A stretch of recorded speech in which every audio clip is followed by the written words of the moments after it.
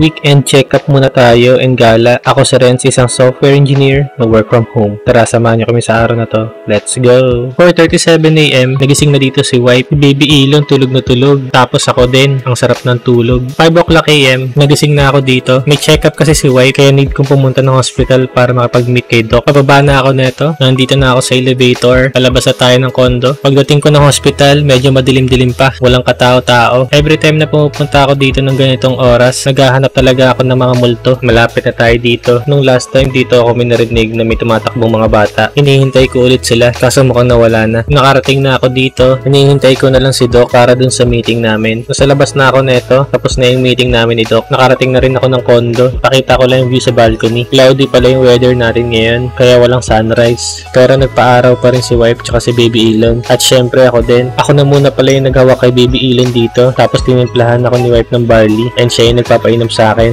Mukha daw akong Tweety Bird dito. Umupo muna ako dito kasi ang bigat na ni Baby Elon. Nakakangalay ng buhatin kahit ilang minutes pa lang. Nung una kahit isang oras ko siyang bitbitin. No problem lang. Ngayon may hihirapan ka na talaga. Tumayo na ulit ako dito kasi umiiyak na siya. Gutom na siguro agad to. Iinom na ako dito ng yogurt. Sunod itong 2 liters of water. Nagluto lang si wife ng hotdog tsaka ham. Need muna kasi namin kumain bago kami umalis para sa check-up. Si Baby Elon naka-ready na. Kaso iyak pa din ng iyak. Pababa na kami neto. Nasa elevator na kami. Papunta na kami doon sa grab namin. Sasakay na kami. Mabilis lang naman yung biyahe namin kasi malapit lang to. Nandito na kami sa hospital. Umupo lang muna kami. Tapos ito, paikat na kami. Tinutulak ko lang dito si wife. Nandito na kami. Waiting na lang na tawagin kami ni Doc. Gising na din si Baby Elon. Wag lang talaga siyang umiyak habang chine-check up si mami niya. Chine-check up na yung uterus ni wife. Saglit lang yung check up. Wala pa sigurong 5 minutes. Natapos na kami. Pababa na kami neto. Kasi pupunta naman kami sa Robinson. Nakasakay na ulit kami ng Grab. Nandito na kami sa Robinson. Yung unang gagawin namin, ipapaayos lang yung relo ko. Dito din kasi namin siya binili. Kaya dito rin namin ipapaayos. Naputol lang naman yung lace. Kaya madali lang maayos to ni kuya. Gawa na agad siya. I-testing na agad natin. Good as new na ulit siya. Isang taon na din yata itong nakatambak lang. Paiket lang kami neto. Kukuha kasi kami ng Robinson Go Time. Bagong card ni Robinson Rewards. Dito mo lang siya kukunin sa machine na to. I-enter mo lang yung account mo. Tapos bibigyan ka na ng card. Lumabas na yung card namin. Ganito lang yung itsura niya. Pumunta lang kami ng handyman. Bumili kasi kami ng faucet. Tapos ito na yung mga pinamili namin. Pasakay na ulit kami. Pauwi na. Medyo natagalan lang si kuya. Naligaw kasi siya. Nandito na kami sa condo. Paakyat na. Pagdating namin, aayusin ko agad tong lababo. Kakabit ko tong faucet. Dito, tinatanggal ko na yung luma. Nasa ilalim pala to nakakonect. Ina-adjust ko tong ibabaw. Kaso yung need pala i-adjust yung boat. Kaya kung makikita nyo dito, ina-adjust ko yung nasa taas tsaka yung nasa ilalim. Nagluto muna si wife ng hotdog tsaka itlog. Kain muna tayo saglit. So perfect talaga ng luto ni wife. Nagluto lang ulit si wife ng pang dinner namin. Repolyo na may laman. Hinihiwa na dito ni wife yung repolyo. Tapos hinuhugasan na din. Nilagay na dito lahat sa kawali. Hinalo-halo lang niya. Tapos ito, luto na. Kakain na tayo. Tikman na natin tong luto ni wife. Kuha lang tayo ng repolyo tsaka tong laman. Isang subo. Namiss ko tong luto na to. Isa sa mga favorite ko to ng bata ko. Ang sarap talaga ng luto ni wife. So yun lang.